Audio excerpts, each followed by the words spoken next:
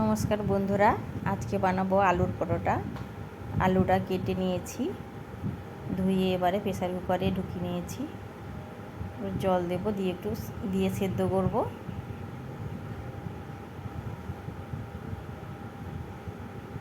Pressure কুকারে বসিয়ে দিয়েছি আর ওটা সেদ্ধ করে নেবার জন্যে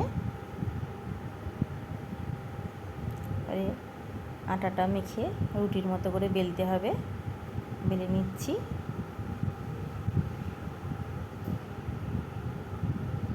একটি একটি করে বেলে নেব। এবারে আলুটা তৈরি করে রাখা হয়েছে, এবারে রুটির মধ্যে দিয়ে দেব। দিয়ে দিলাম। এবারে সুন্দর করে এপাশ থেকে ওপাশ দিয়ে মুড়ে নিতে হবে, চার সাইড যেন ঠিকঠাক মোড়া হয়।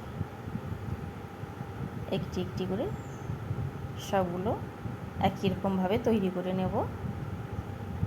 কড়া বসিয়ে দিয়েছি, তেল গরম হচ্ছে। একটি দিয়ে দিলাম।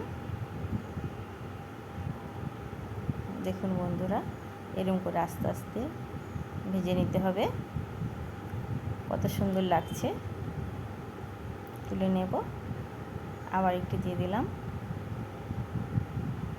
একটি একটি করে সবগুলো এরকম ভেজে নেব।